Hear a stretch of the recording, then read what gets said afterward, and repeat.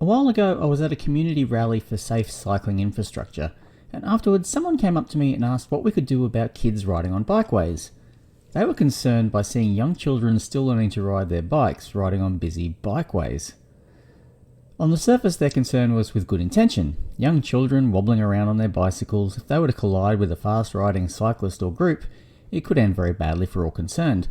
But their preferred solution was that we, the cycling advocacy community, should be advising parents not to let their children ride on busy bikeways, and further advocate to authorities to actually ban children from doing so. Now, in their opinion, kids should ride their bikes on bike parks like this one or in quiet shared paths in local parks before they've got the competence to go on the bikeways and mix it with the strong and fearless amongst us. Now, it's very easy to dismiss this idea as pure nonsense, but you know me on this channel.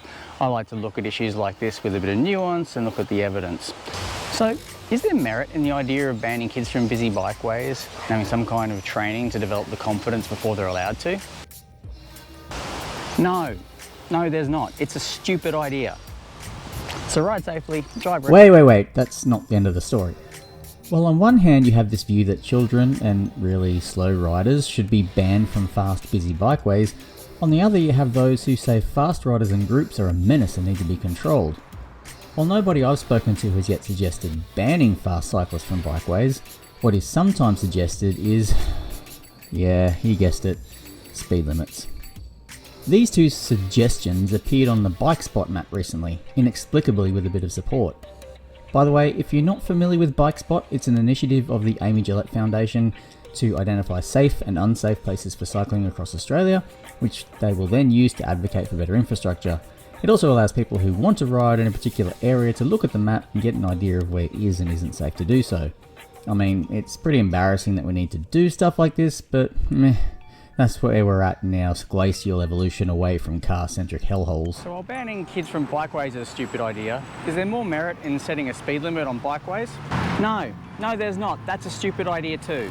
One of the sheer joys of riding a bicycle is the feeling of freedom as you roll along, the buzz and exhilaration you feel as you ride down a hill with wind in your face. Riding down a hill like this is one of life's simple pleasures. Imagine if there was a 20km/h speed limit on a hill like this. Just ludicrous. Now, of course, this doesn't mean you should be able to ride as fast as you want, whenever you want, wherever you want. You need to ride to the conditions, and that means taking into account the weather, light and visibility, connecting paths, other riders, oncoming riders, pedestrians, and even wildlife.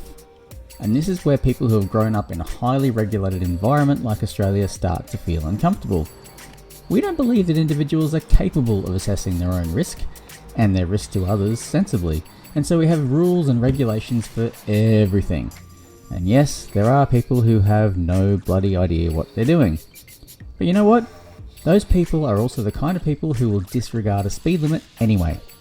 The only people who really benefit from speed limits are the boys in blue, who get to blitz them and hand out excessive fines for speeding cyclists and scooter riders. This mindset of having to standardise how everybody moves is what I call internalized car brain. On the road, the expectation is that everyone will move at basically the same uniform speed. When traffic's flowing freely, that's the speed limit. The attitude is, I must do the speed limit. And so then, when anyone's going slower than you, they're a slow coach, and when anyone's going faster than you, they're an outrageous hoon. And when you ride a bicycle on the road, you do feel obligated to push hard, ride as fast as you can so you can keep up with traffic flow. Many drivers feel put out with the idea of having to slow down and accommodate a slower road user, especially one on a bicycle. Share the road is a platitude thrown around often, but to too many drivers it is synonymous with get out of my way. Sadly, when we spend too much time riding bicycles in that kind of environment, when we do escape to the safety and comfort of bikeways and shared paths, some take on that attitude to slower cyclists and even pedestrians. And this is one reason why the mishmash of infrastructure in Australian cities like Brisbane is such a barrier to developing a thriving cycling culture. When you go from riding in a high level of traffic stress 60km/h road to a high quality separated bikeway and then get funneled onto a shared path, you have to change your approach to each environment. In many ways that's no different to driving. You should have a different mindset driving on a motorway as opposed to driving in a local street. But the difference when cycling is that you go from being highly vulnerable to being a potential threat. If you get rightly upset by drivers passing too close and too fast, then you shouldn't do the same to other cyclists or pedestrians. But if you spend too much time in those high stress environments, sometimes it's harder to reset that mindset to suit a more human scale environment. And that's really the beauty of bikeways and even shared paths. They are human scale. We can make eye contact with others, we can read their body language, we can anticipate what they're doing and what they plan to do. We can adapt to the conditions we see. If the bikeway is empty, we can pedal hard and enjoy that exhilaration of going fast and having the wind in our hair. Well, helmet in any state Australia anyway. If the bikeway or shared path is busy, then we slow down and enjoy making connections with other people. A smile, a nod, a wave. If you must overtake, just do so with plenty of space. When you're in the soundproofed, air-conditioned, protective metal cage of a motor vehicle, you are insulated from that connection with the outside world. That's why speed limits and road layouts are so important to regulate driver behaviour. Drivers can be, and often are, completely oblivious to the nature of the environment that they're in. Now, I for one don't want to see that attitude applied to our cycling and walking networks. I don't want to see sign pollution all over our bikeways and shared paths simply to treat us all with the lowest common denominator attitude we take with motorists. While we saw our local streets get overrun with fast-moving, ever-growing motor vehicles and a desperation by governments to pander to people's demand to get home sooner, resulting in our streets no longer being a place where our kids could walk, ride and play safely, the opposite is what's happening on our bikeways. The dominant form of cycling when I started riding to work over a decade ago was your fast road cyclist or group. Bikeways were fast, sometimes stressful environments as a result. As more and more e-bikes, cargo bikes, cruiser bikes, bikes with trailers and just everyday people taking up cycling as a means of transport, not in such a rush, that culture on our bikeways is changing. The fast cyclists are still there, and they have a right to be and they always will be, but it's adapting to the ever-increasing diversity of people on those paths. When I see young kids out on the bicentennial bikeway with their families, riding their bikes, wobbling side to side, pedaling hard or just drifting along, I smile. They're the next generation. Hopefully this love of cycling will stay with them and it will become their preferred way of getting around their community as they become teens and young adults.